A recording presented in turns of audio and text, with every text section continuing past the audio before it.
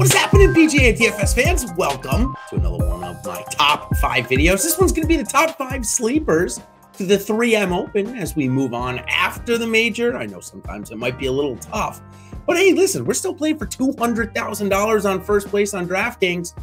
And these sleepers, well, historically, they've been able to help you. Maybe not as much last week as I would have liked, as we go right into our transparency corner. Last week, I tried to say that Erik van Rooyen's back-to-back top 20 finishes at the Open Championship would yield good results this year. Well, that story didn't pan out. He ended up missing the cut. Danny Willett, my next guy, he actually was around the top of the leaderboard for most of the week.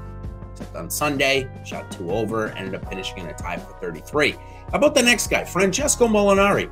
Everything was going well. It was 2 under for the tournament, heading to the 6th hole on Friday. He hit it into the greenside bunker. Most would think, greenside bunker, you can get it out, maybe miss the putt, tap in for a bogey, 1 under. Let's get it right back at the par 5 7th. But nope, he ended up making a quad. How he did that? Well, that's what happens when you get in the bunker at Open Championships and it's too close to the face. He ended up trying to pitch out twice, couldn't get it out, had to pitch out sideways, and then 3 putted from there for a 7. That ended up in a missed cut on the number, might you, as well for Francesco Molinari. Adam Scott and Justin Rose both put in a couple of good rounds, but both faltered in the other round. At least one of them. Rose on Sunday played awful. Scott just could not get it going. They both tied for 46, so not bad. Danny Willett was a pretty good sleeper, I'm not going to lie. However, that's probably going to be like a C-, D+, given the fact that I had 2 miss the cut and none of them get inside the top 30. That's how it happens sometimes when you play these low-owned guys. This week, though, I think I've got a better batch of 5 golfers to talk about. The first one I want to go with, well, that's Kevin Tway. Tway is coming in at 6,600 this week, and it's projected at only 4% owned. I mean, that's not bad.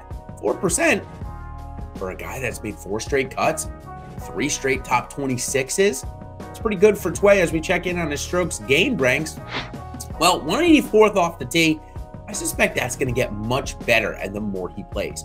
Now for Tway, if you don't know, you probably do know by now, or I've told you a couple of times, he sat out the latter part of 2.5 months from middle of February to the end of April. So he's really just starting to get his stride back again. I like this golf course for him. You can definitely utilize your driver to your advantage if you've got it going. And Tway certainly hits the ball longer than most on tour.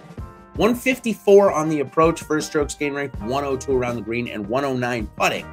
Things are still looking up a little bit. Next golfer I want to talk about, well, he's only 3% owned. He's starting to make a comeback a little bit, at least with his putter. It's Cameron Champ, and we'll talk about his putting here in a second. Cameron Champ coming in 7,100 this week at 3% owned, off of his best finish in months. He came in 11th a couple of weeks ago. But for me, that spells good omens. Here's a guy that we know he's got all the talent in the world. In fact, he's 7th in strokes gained off the tee this year. You don't get there just by having, a long ball. You've got to have some talent as well. And for Cameron, the problem has been his putter this year. He's ranked 206th on the PGA Tour. But a couple of weeks ago, it finally broke. He gained strokes gained putting. Of course, he gained off the tee. And his approaches, well, they haven't been that bad this year. 163rd, that is below average. And he is below average on the green, 199. But for Cameron Champ, at only 3% owned at 7,100 in this field, it is a low-scoring event. We know that's where he typically does well. His 2 winning scores, the Sanderson Farms, and then the one out in California. Both of those, the Safeway, excuse me, for Cameron Champ, both of those low-scoring events that he was able to win. So I like it here this week, 7,100. Next guy, third sleeper I want to talk about, Richy Werenski. Well, Werenski, for me, this is more of a maybe course history angle than it is a recent form. He's on a string of mixed cuts, missing the last 2. But he also has 2 starts here, a 3rd place, and a 46. So he's one of the only golfers, one of the only 17, I should say, to make both cuts here. Now we go all the way back to the Rocket Mortgage Classic. He did come in a tie for 25th, but that is surrounded by a bunch of missed cuts. So him being a sleeper, well, that's not going to be a surprise to most. I mean, look, he's missed 5 out of his last 6 cuts. However, that top 25 mixed in there, certainly with a little bit of good course history, a little bit of good comfort coming here. maybe that'll spur him on. Let's take a look at his strokes gain ranks and see what we're looking for out of him. 151 off the tee, 123 on the approach, 120 around the green, and 96 putting. So basically average to below average in everything except his putter. That's what we're going to need from him here this week. Again, we know why he's a sleeper. He's 7,600, missed 5 of 6 cuts. Nothing looks great, but nothing to break you out of a slump than to come to a course which you have done well on before. Okay, here's the next golfer I want to talk about. In a couple of weeks ago, he was part of this video. It was Dylan Frittelli. I sensed that some form was good. Now, he was part of the featured groups at the John Deere Classic, so I got to watch almost all of his 36 holes that he played. It looked like things were going well. He just made a couple of mental errors. Well, last week, he was able to rid himself of those mental errors, coming 5th at the Open Championship. I mean, crazy how form can break like that. But he's a form golfer, like we talked about with some others in this field, like Ches Reavie and the alike. So at 8,300 and 7% owned, I like Frittelli a lot. He's made the cut in each of the 2 years here that he's teed it up, 18th and 46th. I mentioned he came in 5th at the Open. That's after a missed cut at the John Deere Classic. But again, I saw signs of things coming in that looked good. Let's take a look at his strokes gain ranked and how he does it. 104th off the tee, 185 on the approach. He's not a good iron player, but how he makes it up, it's around the green. He's 18th. He's very good around the green. It's 186 putting, though. That's got to get better, and it certainly was last week. So I like the momentum here for Frittelli, who certainly needs to keep playing well, having not a good season. Speaking of not having a good season, well, nobody's having a worse season, I guess, that we would consider elite golfers, or we once considered an elite golfer. It's Matthew Wolff. And we all know the struggles that he had taking a 2 or 3 month almost break, mental break, if you will, and not traveling over to the Open Championship, noticing or suggesting that his game maybe isn't well suited for that type of championship. However, when he has teed it up recently at courses that I think are good for him, say like Torrey Pines at the US Open, or a couple of weeks ago at the Rocket Mortgage, he's made the cut.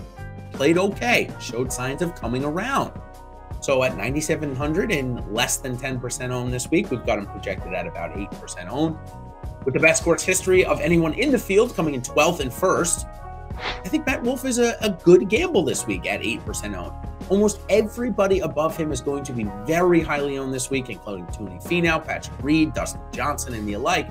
So I think you can get some, what we would expect to have, win equity, plus some low ownership on Matthew Wolff. These are the type of guys that you've got to try and make a stand on, got to try and pick up before they get their win. So let's go ahead and go 5-1 again as Matthew Wolff rounded it out. Excuse me, actually, before we do, let's go over his strokes gain rank and see where he's been getting it done since he's come back. He's 167th off the tee, and that's because he can't find the fairway ever, is what it feels like. He hits the ball longer, or just about as long as anyone on tour. 32nd on his approaches, though, so when he is finding the fairways, he's taking advantage of it. 200 around the green, we know he struggles there. 73rd putting, we know he can certainly get hot. So let's see him hit 70% of his greens in the first couple of days, easily get through the cut, and try and make a move to the top of the leaderboard, getting that elite form back. We love to see it. He's got a great personality. He's very candid with the media, so want to see him play well again. All right, let's go 5-1 again. Kevin Tway on a great run of form, only 6,600 and 4% owned. I like that. Cameron Champ, 7,100, 3% owned. Maybe my least favorite of these guys, Richy Werenski, because he's in terrible form. 5% owned, 7,600. Dylan Frittelli, 8,300 and 7% owned. And Matthew Wolff is going to complete the top 5 sleepers for the 3M Open at 9,700 and 8% owned. Good luck this week, everybody. Of course, if you're watching this after Tuesday at 1 o'clock, take a look at Ben Raz and I's PGA DFS strategy show. Of course, you can find that on your favorite podcast provider. If you don't catch us live and don't want to look at my weird little hairdo that I got going on, looking like a European Tour soccer player. And of course, check out Live Before Lock with Eric and Ben on Wednesday. So until then, everybody, good luck at the 3M Open, and we will see you on the other side.